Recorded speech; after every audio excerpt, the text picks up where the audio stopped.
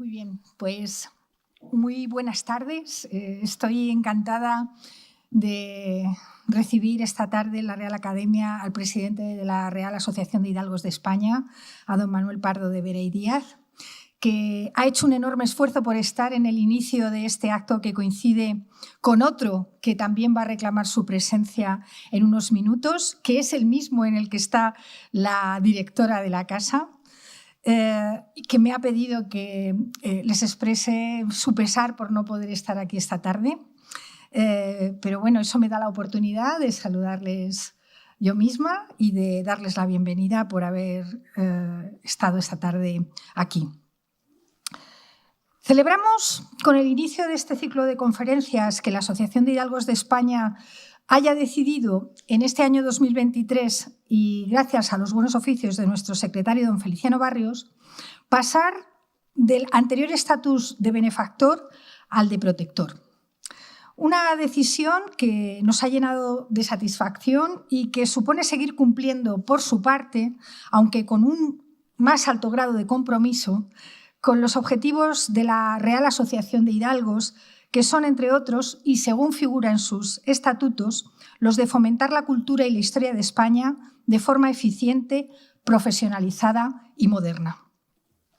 Por parte de la Real Academia de la Historia, respondemos a este decidido apoyo con nuestro agradecimiento y, como siempre solemos hacerlo, con la organización de un ciclo de conferencias de alta divulgación, en este caso, sobre la nobleza emprendedora de la época moderna y contemporánea.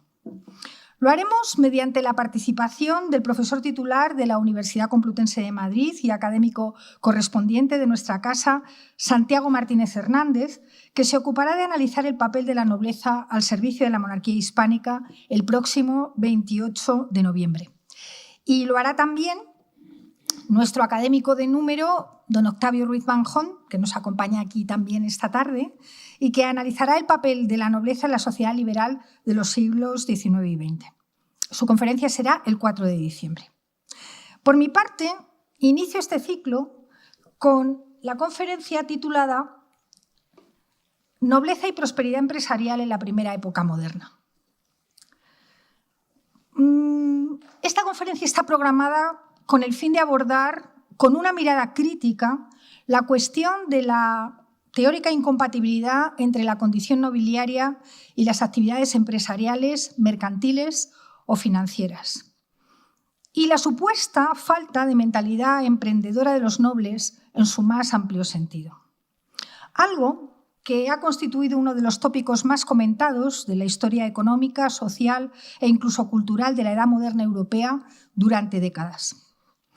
Este tópico recurrente ha continuado presentando la imagen de una nobleza de antiguo origen militar, orgullosa, dispendiosa y endeudada, que desdeñaba cualquier actividad de tipo mercantil y que menospreciaba el contacto con el comerciante, el industrial o el banquero. La fuerza de este lugar común vino alimentada en parte por cierta literatura desarrollada durante la segunda mitad del siglo XVIII, que en España se manifestó, por ejemplo, en José de Cadalso y sus cartas marruecas, cuando a través de uno de sus personajes, el moro Gacel, describía de esta manera a un grupo de jóvenes nobles, que eran varios amigos o parientes de la misma edad, clase y crianza que se habían juntado para ir a una cacería y, esperando la hora competente, pasaban la noche jugando, cantando y bailando. Una vida, la de estos caballeros, basada exclusivamente en la diversión, según Cadalso, y en asistir a fiestas o participar en charlas superficiales, despreocupados por cualquier cuestión de naturaleza económica. Con independencia de que para algunos críticos el desencanto de Cadalso ante la sociedad cortesana no fuera fruto de una aspiración prerromántica ni de una actitud sincera de rechazo a la vida ociosa, sino más bien de la reacción rencorosa de un devoto de aquella sociedad en el momento en el que sufrió la decepción y el desengaño por no haber podido satisfacer sus ambiciones personales, lo cierto es que este tipo de ideas impregnaron como una foto fija la imagen de la nobleza para todos los tiempos pasados y futuros. Otro claro ejemplo de estos argumentos lo ofrece el prólogo de la traducción de la obra francesa La nobleza comerciante de Gabriel François Collier, publicado en Mallorca en 1781, en el contexto de la apertura de la Sociedad Económica de Amigos del País. En ese texto se insistía en que la nobleza era, por lo general, un grupo improductivo y se comparaba para mal con sus homónimos en otros territorios europeos, en los cuales, según el prologuista, los nobles se hallaban implicados en potenciar el comercio y la inversión precisa para impulsar el desarrollo económico de sus respectivos países. Sin embargo, desde la segunda mitad del siglo pasado, estos supuestos se han venido matizando con precisión a partir de investigaciones serias centradas cronológicamente en la primera época moderna, es decir, en las décadas finales del siglo XV, el XVI y el XVII. Un momento en el que la nobleza como grupo social constituía el modelo a seguir para el resto, igual que en la época medieval, pero a diferencia de ella, el desarrollo empresarial y el capitalismo como método económico ya no se hallaba en una situación embrionaria, porque la dimensión mundial de estas actividades y sus elevados rendimientos económicos constituían una novedad de escala con respecto al pasado. Es verdad que, como se ha insistido desde los años 80 del siglo XX, los señoríos, que eran la base fundamental del poder económico de la nobleza, no eran propiamente empresas, sino eslabones dentro de un complejo engranaje de poder en el que la lógica del beneficio económico no era la única que imperaba. Pero la sostenibilidad y la preocupación por la mejora de los rendimientos a través del desarrollo y la diversificación de distintas actividades económicas fue, sin duda, una variable muy a tener en cuenta a lo largo de todo el periodo. Por esta razón, el supuesto desdén aristocrático hacia las actividades lucrativas por parte de la nobleza se ha visto contestado con la demostración de la participación efectiva de los nobles en el comercio a gran escala, particularmente en el transatlántico, y también en actividades industriales o financieras, e incluso se ha destacado el papel que varios de ellos ejercieron como eficientes y modernos empresarios agrícolas. También se ha verificado que el proceso de ennoblecimiento de los comerciantes y de los empresarios más ricos y su asimilación a los estadios intermedios y más elevados del privilegio nobiliario constituyó una tendencia imparable y continuada durante la primera época moderna. Unas realidades contrastadas que aparentemente chocan con conceptos teóricos vigentes en el argumentario social de la época moderna hispana, tales como la descalificación del noble por el trabajo manual. Aunque lo cierto era que esta limitación constituía una norma en todo el ámbito europeo y tenía su origen en las concepciones sociales de las civilizaciones griega y romana. Sabemos, por ejemplo, que los patricios senadores romanos tenían a gala invertir en el comercio internacional de Roma y enriquecerse con sus beneficios, aunque despreciaban el trabajo manual como lo habían hecho antes los griegos. En esas sociedades, trabajar con las manos era de esclavos. Luego lo será de siervos y más tarde de plebeyos. Ese es el origen de la vigencia cultural en la época moderna de conceptos como la derogance francesa, que suponía la pérdida de la condición nobiliaria en caso de dedicación a la actividad mercantil en menudo o al trabajo manual considerado vil y mecánico. En el caso de España también existía la incompatibilidad teórica subrayada por los juristas del periodo entre la condición nobiliaria y el ejercicio de los negocios. Un hombre tan conocedor del mundo mercantil de la Sevilla del siglo XVI como Fray Tomás de Mercado, autor de la célebre obra Suma de Tratos y Contratos, escribía sobre la profesión de los comerciantes lo siguiente: como su ocasión fue el pecado, así siempre con la malicia lo han ido multiplicando. Y como consecuencia de tales orígenes vino el arte, es decir, la profesión, justamente a ser en poco tenida y a ser a los grandes afrentoso su ejercicio. Pero es cierto también que en el caso de los reinos peninsulares, desde mediados del siglo XX, prestigiosos historiadores han señalado el paulatino proceso de permisividad que se produjo a lo largo de la segunda mitad del XVI y durante todo el XVII, para que personas procedentes del mundo financiero y mercantil pudieran acceder al estatuto nobiliario.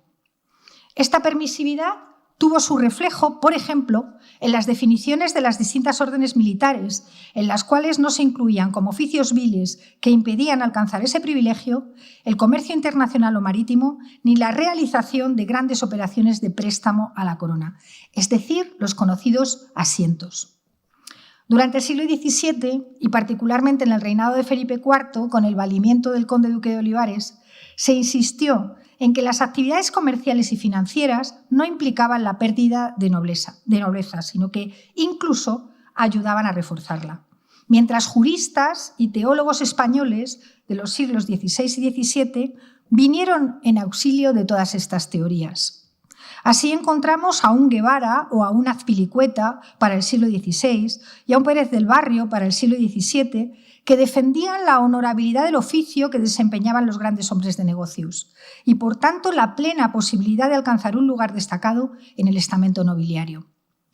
Del mismo modo, tratadistas de la economía como Juan de Solórzano Pereira admitían la posibilidad de que los nobles pudieran comerciar al por mayor con América, según la costumbre y la estimación de las provincias, decía.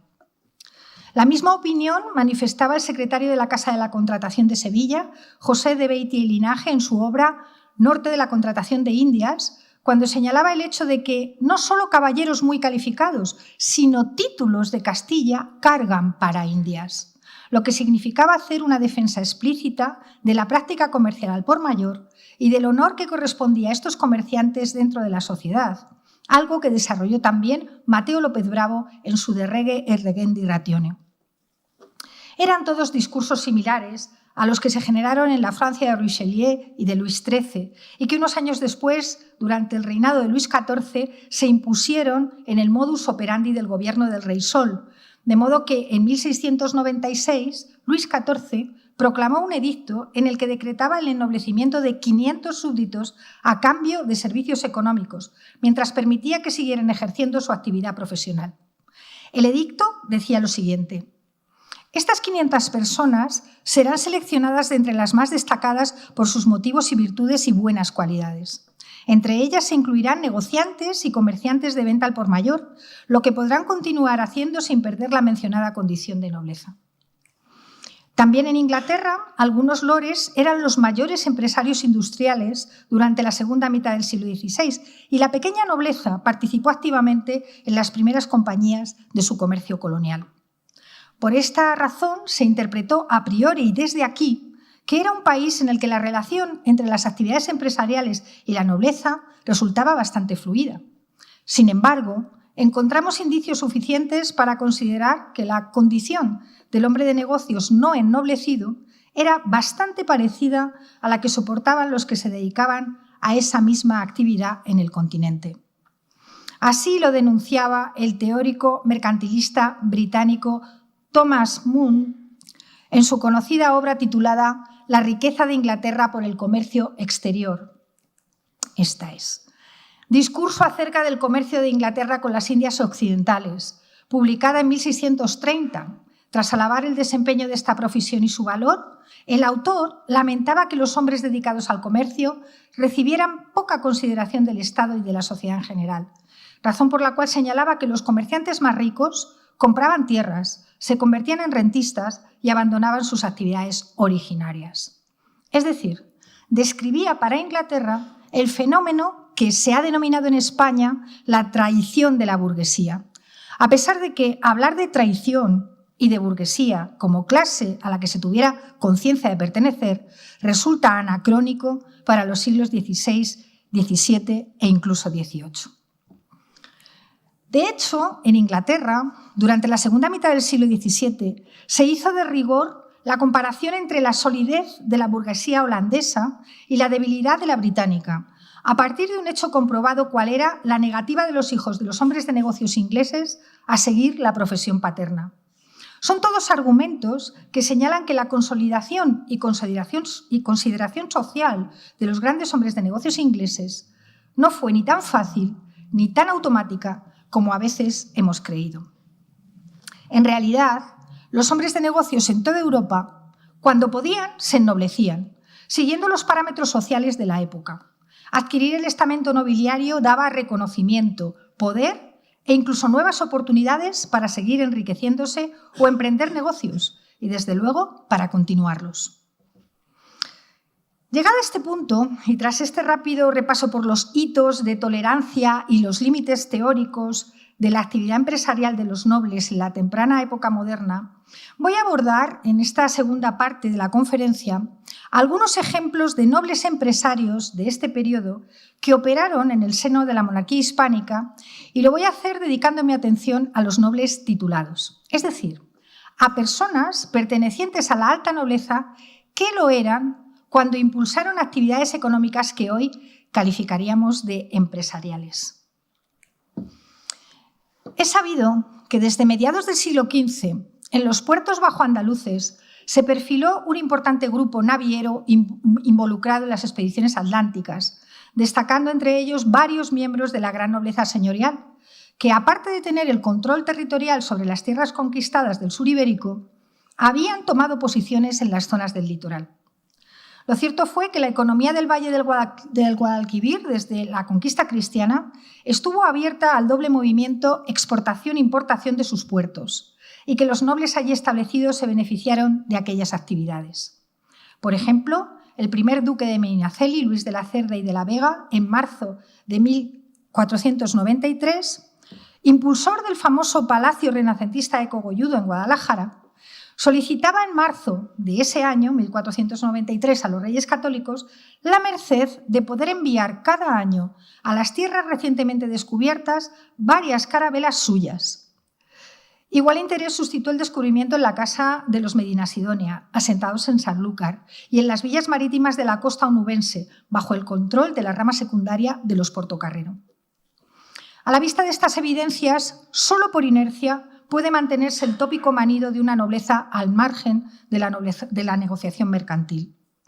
Habría además que prestar atención a las actividades comerciales de los llamados segundones, que contaban con nobleza, pero que no poseían título, y cuyas rentas, al ser más limitadas, les impulsaban a encontrar otras oportunidades, no solo derivadas del ejercicio de las armas o de los servicios prestados en la administración o en la Iglesia, dedicándose a la inversión en actividades de naturaleza comercial o financiera, siendo esta baza muy interesante para su sostenimiento.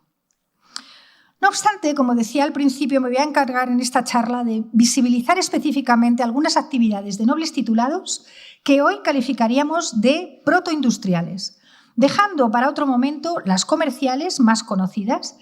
y voy a comenzar haciéndolo por las protagonizadas por Ruy Gómez de Silva, el príncipe de Éboli,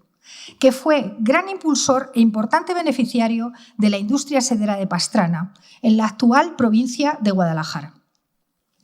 Pastrana, desde principios del siglo XV, contaba con una incipiente industria textil que, por lo menos a partir de inicios del 500, incluyó la manufactura sedera.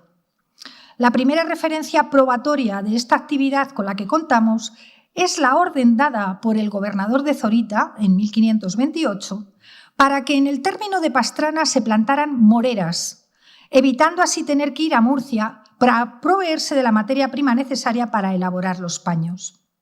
Sin embargo, no es hasta los inicios de la década de 1570 cuando se produce el despegue de la industria sedera de Pastrana de la mano del príncipe de Éboli. Solo un año antes, en 1569, Ruy Gómez de Silva consiguió cerrar el acuerdo de compra de Pastrana para asimilarlo a su jurisdicción señorial, y poco después aprovechó la dispersión forzosa de los moriscos granadinos tras el fin de la rebelión de las Alpujarras para instalar en esta población a 1.400 moriscos procedentes del Reino de Granada, que constituyeron el núcleo a partir del cual se potenció la industria de la seda en la Villa Ducal. Era esta industria de la seda una actividad costosa y compleja. El acceso a la materia prima no era directo, y la obtención de un buen producto requería de un cuidadoso control en la transformación. Además, su demanda dependía de un escogido sector de la población cada vez más sujeto a los vaivenes de la moda. Desde el propietario del bien inicial, la morera y los gusanos, hasta el cortesano que disponía de ropajes tejidos con seda, la transformación del producto pasaba por muy diferentes manos. El príncipe de Éboli, que fue gran impulsor e importante beneficiario de esta industria, fue el principal, como digo, impulsor de la misma. Había que contar en esos pasos intermedios con devanadoras, hilanderas, torneros, torcedores, además de consejeros tejedores. Pero no se trataba solo de transformar la materia prima y de convertirla en telas. La creación de industrias auxiliares y de transformación que acompañaban al hilado, como fueron las manufacturas tintoreras y las pasamanerías de oro, favoreció el establecimiento de todos estos artesanos en un barrio conocido como de afuera, que significativamente fue rebautizado como el del Albaicín, donde también se instalaron un buen número de artesanos castellanos procedentes de otros lugares, junto con maestros milaneses y flamencos, además de comerciantes portugueses dedicados a la distribución del producto final. Este último extremo era entendible porque una Pastrana regida por la Casa de Silva, originaria de Portugal, dio aliento a los comerciantes lusos para instalarse allí, ya que entendían contar con el apoyo del señor del lugar a la espera de encauzar rentables negocios. Este proceso supuso, evidentemente, el enriquecimiento de la villa y, por supuesto, el de su titular. También significó la expansión de su radio de acción comercial, que pasó de unos pocos kilómetros a principios del siglo XVI a cubrir toda Castilla y llegar a América menos de un siglo después, dando lugar a una espectacular transformación urbana de la ciudad, sobre todo entre los años 1571 y 1610, en la que se produjo un enorme y rápido crecimiento demográfico. El comercio y la industria tomó tal desarrollo que a fines del siglo XVI y principios del siglo XVII, Pastrana era un pueblo de 2.000 vecinos, es decir, de 2.000 hogares o unidades familiares, cuando en 1541 solo tenía 627. Lo que significa que la población se había triplicado en muy poco tiempo. Como se declaró en 1576 en las encuestas para la elaboración de las relaciones topográficas de Felipe II, de 5 años a esta parte, se decía en las relaciones, han llegado moriscos y oficiales milaneses y de otras partes anejos al trato de la seda y tejidos de oro, y cada día se va aumentando. En cuanto al desarrollo de la industria textil en Pastrana, allí se implementaron las técnicas más avanzadas conocidas en la época, entre las que se encontraban el batán para apretar y amalgamar las fibras, eliminando los elementos sobrantes, y también el telar de 4 pedales, de modo que la protección ducal, la habilidad de los moriscos granadinos deportados a aquella zona, las técnicas de maestros milaneses y flamencos afincados en su suelo y el buen emplazamiento geográfico, porque se encontraba al mismo tiempo cerca de la corte y en la red de caminos que conducían al reino de Aragón, convirtieron a Pastrana en un mercado famoso por la calidad de sus sedas y de sus tejidos, comparables a los granadinos y, según se decía, muy superiores a los de otros centros especializados como Jaén o Baeza. El remate de toda aquella operación socioindustrial culminó cuando el príncipe de Éboli logró una última merced de Felipe II el 11 de mayo de 1573, muy pocos meses antes de que muriera Éboli. Fue a través de una real cédula emitida en Madrid, en la que, teniendo en cuenta, según reza el documento, los muchos, agradables y buenos servicios que durante tantos años le había hecho Ruy Gómez, y atendiendo a que éste le había pedido con instancia que le hiciésemos merced por su villa de Pastrana de una feria y mercado franco de alcabala y de otros derechos reales, y sobre todo atendiendo a los 11.000 ducados que le había dado al rey para la defensa de las fronteras, el monarca decidió que desde entonces se pudiese hacer feria franca durante 12 días en Pastrana y sus alrededores sin pagar derechos de alcabala u otros parecidos. De este modo, la feria de Pastrana, con su señor a la cabeza, dinamizó su comercio, dedicando especial atención a la seda y convocando en ella a gran número de mercaderes, en especial, como decía al principio, de origen portugués. De hecho, cuando se consumó la expulsión de los moriscos a finales de la primera década del siglo XVII, el control de la industria sedera alcarreña, de base señorial, y la distribución de su producto quedó mayoritariamente también en manos de judeoconversos de origen portugués. Voy a cambiar ahora de ámbito geográfico y también de casa titulada para hablar de otra actividad empresarial muy lucrativa de base señorial que consistió en la explotación de las almadrabas atuneras y en la transformación de su producto para la comercialización. Las más antiguas conocidas eran las de Santipetri y Hércules, ambas situadas en Cádiz, que por lo que sabemos se explotaban ya desde tiempos prerromanos. Existían también las del Algarve portugués y onubense, además de las de Tarifa, Rota, Chipiona y las de Zahara y Conil, beneficiadas en concreto por los Medina Sidonia durante la primera época moderna. Si bien Guzmán el Bueno, fundador de la Casa Medina Sidonia, recibió del rey Sancho el Bravo en 1294 el privilegio de armar almadrabas desde el estrecho de Gibraltar hasta la desembocadura del Guadiana hasta la costa del Reino de Granada,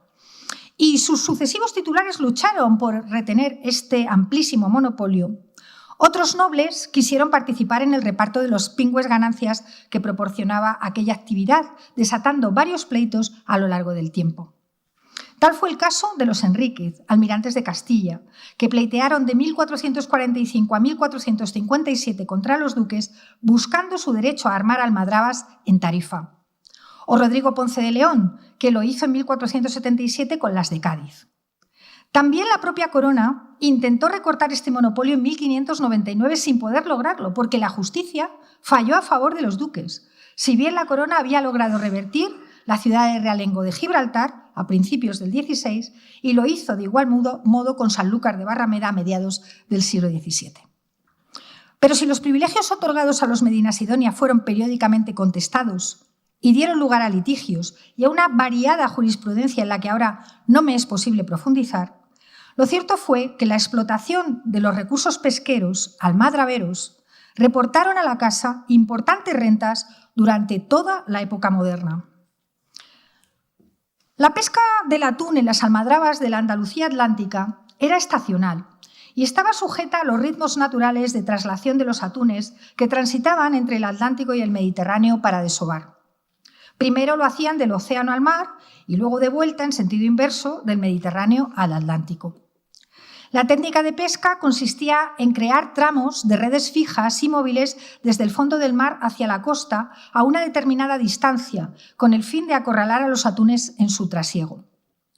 La actividad ocupaba los meses de mayo y junio de cada año, por lo general entre los días de San Marcos y San Pedro.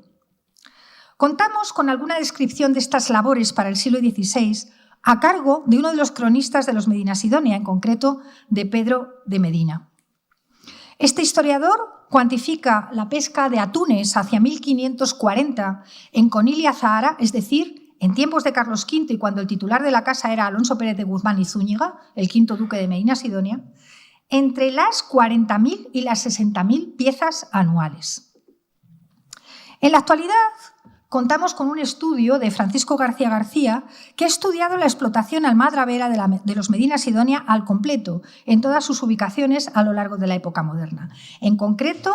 en el Terrón y Carboneros, en Huelva, en Santipetri y Zahara, Castilnuovo, Conil y Tarifa, en la actual provincia de Cádiz. Y según el gráfico elaborado, podemos observar el elevado número de capturas realizado hasta la década de los 80 del siglo XVI.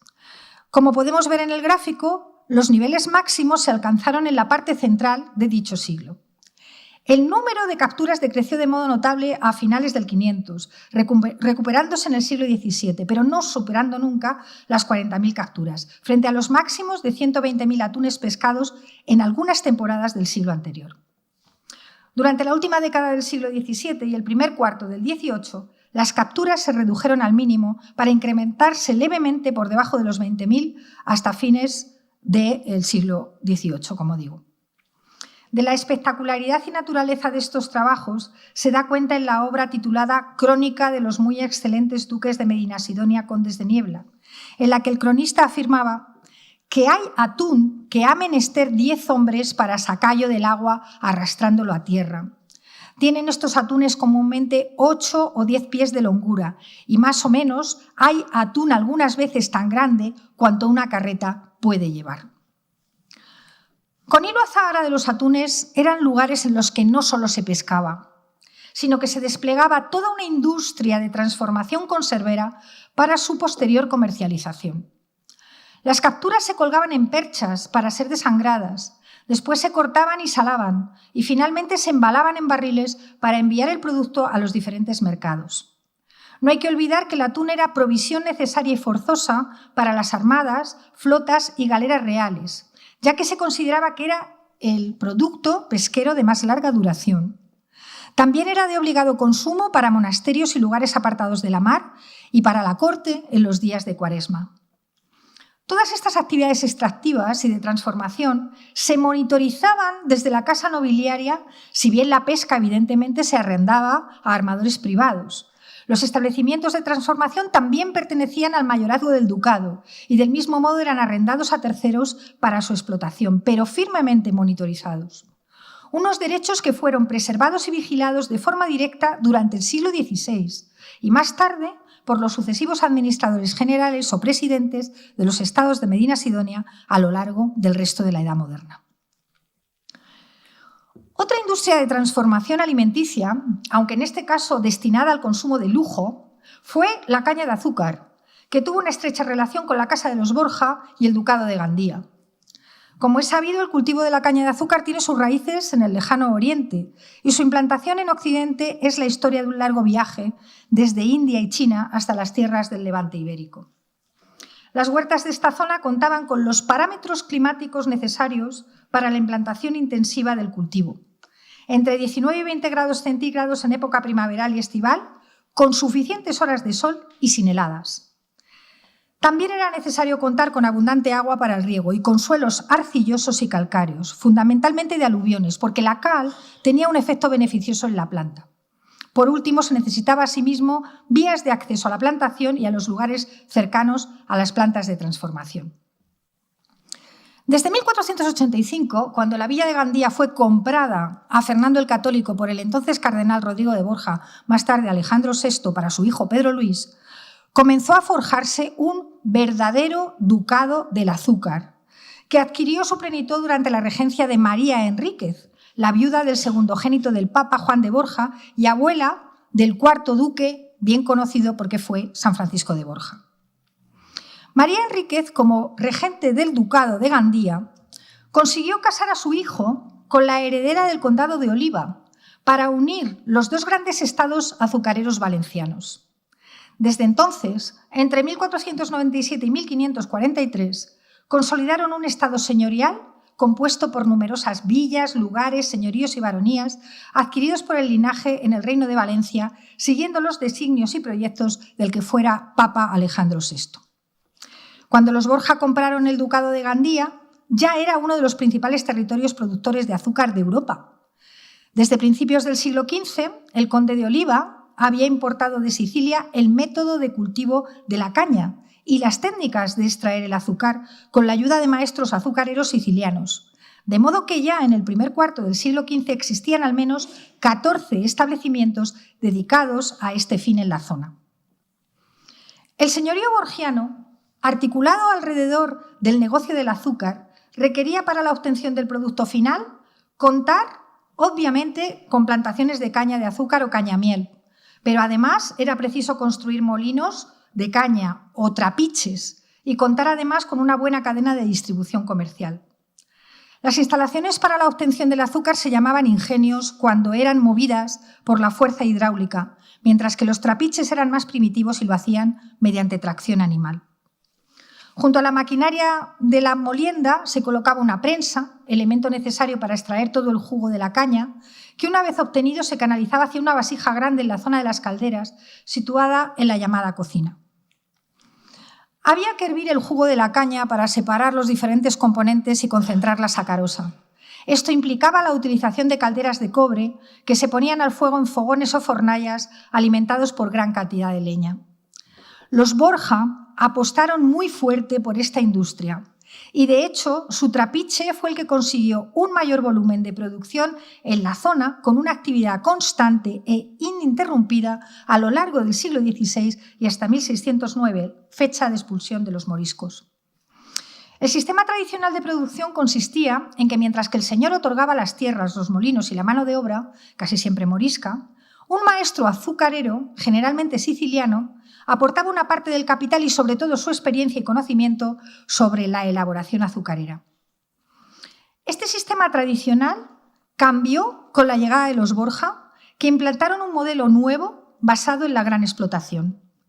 Además de sus posesiones iniciales, compraron tierras a los pequeños propietarios para llevar a cabo una división y racionalización del trabajo adaptado a la demanda, pues no hay que olvidar que en la primera época moderna el azúcar era un producto de lujo, fundamentalmente producido para ser exportado, mientras para la mayor parte de la población la miel era el modo más barato de endulzar los alimentos.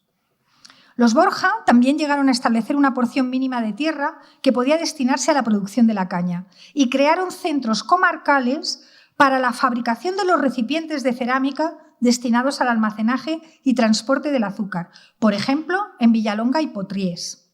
Incluso se diseñó todo un sistema de aprovisionamiento de madera desde los bosques de los valles de Ayora y Cofrentes, que ahora tienen este aspecto donde no hay un solo árbol, y se entiende por qué, porque en su momento esos árboles fueron talados. Estas tierras también eran posesiones borgianas y se convirtieron en leña imprescindible para la obtención de la melaza. Ello significaba que de marzo a diciembre los súbditos del Ducado de Gandía y del Condado de Oliva se dedicaban al cuidado de las vastas extensiones de caña que pertenecían a los señoríos borgianos, cifrando los rendimientos de esta actividad a mediados del siglo XVI entre los 60.000 y los 80.000 ducados de oro anuales. El azúcar se convirtió también para la casa en una seña de identidad cultural cortesana. Cuando encontramos, por ejemplo, a doña Leonor de Castro y Meneses, la esposa del cuarto duque de Gandía, más tarde Francisco de Borja, preparando para sus amistades delicados regalos de azúcar rosado. Finalmente, otra actividad productiva de naturaleza industrial que alentaron algunos nobles titulados fueron las ferrerías. En estos establecimientos de producción siderúrgica tradicional se fabricaba hierro mediante un método de reducción directa en hornos bajos, formando parte de un tipo de manufactura rural que aprovechaba los abundantes cursos de agua y la existencia de masas forestales y veneras de hierro para elaborarlo. Localizadas sobre todo en el norte y en el noroeste de España, esta siderurgia era una actividad compleja que movía a un número considerable de personas e intereses: propietarios, renderos o arrendatarios, oficiales, venaqueros o mineros y, por supuesto, comerciantes, afectando igualmente a otros muchos sectores y personas en pueblos y ciudades, entre ellos herreros, cerrajeros, armeros y herradores. Aunque de origen medieval, los siglos en los que esta actividad alcanzó su mayor desarrollo se iniciaron precisamente en la plena Edad Moderna, en concreto en el siglo XVI. Fue entonces cuando se consolida un tipo de siderurgia hidráulica en la que enormes ruedas movidas por agua permitían accionar los barquines y martinetes con los que se reducía el mineral de hierro. Cabiendo distinguir entre ferrerías mayores y menores, siendo las primeras las que se fundían el mineral de hierro para transformarlo solo en hierro forjado, mientras que las segundas, llamadas también mazos, martinetes, machucos, elaboraban también herramientas y aperos domésticos y de labor, que significaban una especialización y división técnica del trabajo que hizo más rentables estas infraestructuras. La mayoría de estos ingenios se emprendieron por parte de la nobleza antes de la segunda mitad del siglo XVI. Y al contrario de lo que podemos pensar, no eran solo un único edificio destinado a la fundición del hierro. Alrededor de ellas se encontraban otras edificaciones destinadas a viviendas de los arrendatarios y trabajadores. Solían tener molinos harineros, mazos y forjas, y en ocasiones disponían también de capillas. Su coste de edificación era elevadísimo y muy pocos se podían permitir hacer semejantes inversiones, aunque fue una buena opción para los propietarios de tierras poco aptas para el cultivo agrícola, pero ricas en agua, recursos forestales y cercanas al aprovisionamiento del mineral de hierro. Tanto la alta nobleza como las órdenes militares y también la hidalguía rural se convirtieron en promotores de esta industria mediante arrendamientos o foros firmados muchas veces con especialistas vascos denominados ferrones que conocían bien la técnica. Aunque hubo varios ejemplos, quizá el más notable sea el de Pedro Álvarez Osorio, el primer conde de Lemos, que en pleno siglo XV se interesó por dar un impulso a la actividad siderúrgica en sus señoríos. Es posible que este interés partiera de la necesidad de dinamizar económicamente zonas de sus estados pobres y poco dotadas para el cultivo, pero con abundantes recursos carboníferos en sus bosques y montes, tales como los yacimientos de Formigueiros, Rocas, Lousadela, en la actual provincia de Lugo y La Coruña. En los ingresos del marquesado de Lemos, estas ferrerías, en los siglos XVI y XVII, casi siempre estuvieron arrendadas a vascos y no jugaron un papel destacadísimo en los beneficios monetarios, ya que del total de los ingresos de la casa, en 1555, solo el 5,1% provenía de las rentas de las ferrerías, mientras que las alcabalas suponían un 73%. Sin embargo, sí tuvieron un papel importante de manera indirecta por la vitalidad demográfica y económica que imprimieron a estas zonas de su jurisdicción, que, como ya se ha dicho, eran pobres y relativamente marginales. En una ferrería trabajaban directamente pocas personas, 5 o 6, que según su categoría eran un encargado, 2 tiradores, que eran los que sacaban la masa de hierro del horno y a golpes de mazo la limpiaban de impurezas, 1 o 2 fundidores, que eran los encargados de preparar los hornos con vena y carbón vegetal, encenderlos y controlar la cocción para que la fusión fuese correcta, y un tazador, que era el encargado de partir y desmenuzar la avena para meterla en el horno. Era el escalafón más bajo de la ferrería y normalmente este trabajo lo hacían muchachos muy jóvenes.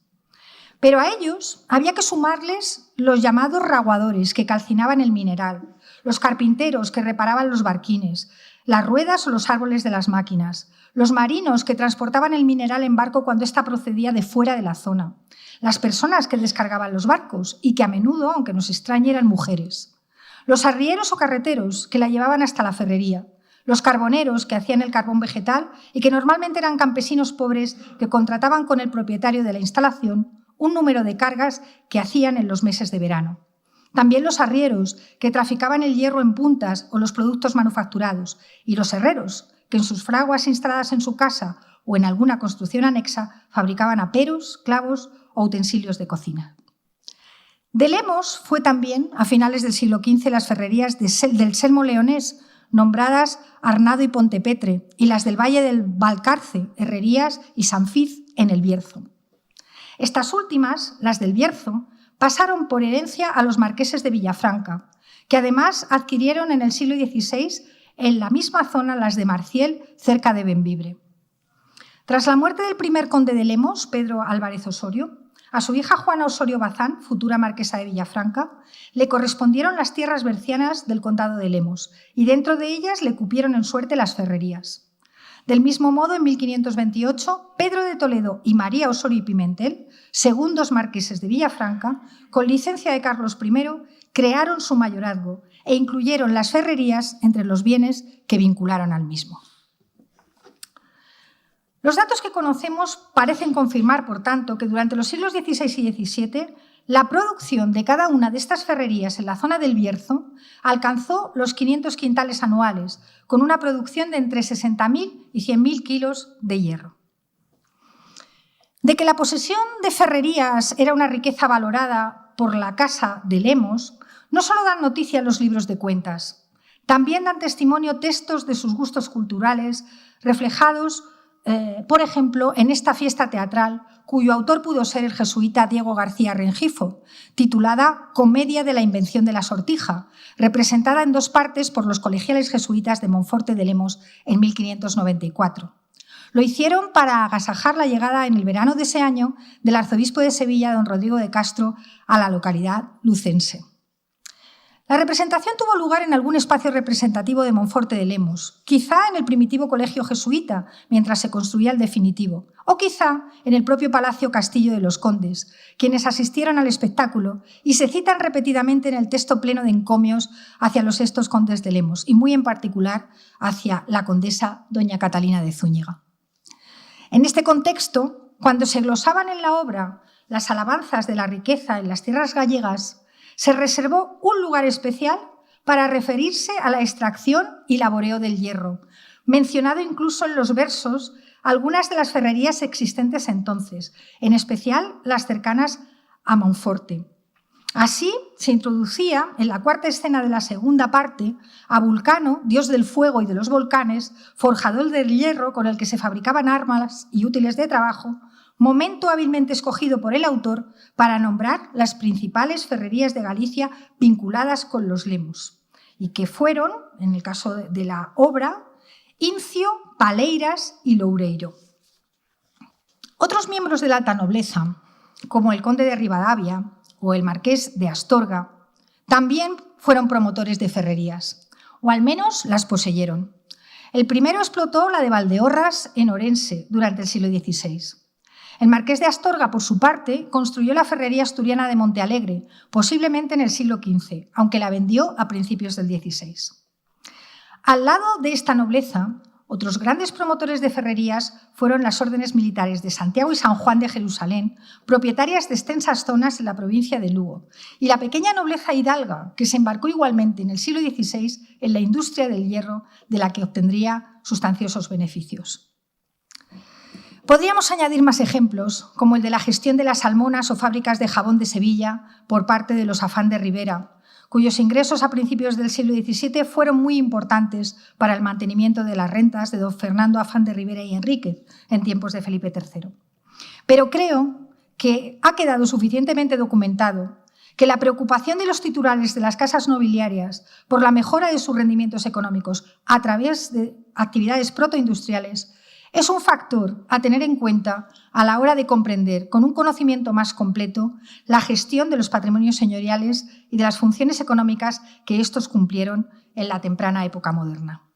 Pues como diría Fray Juan Benito Guardiola en su Tratado de la Nobleza, publicado en 1591, al valorar la prudencia como una de las características fundamentales del buen noble y mientras jugaba con el doble significado del vocablo industria,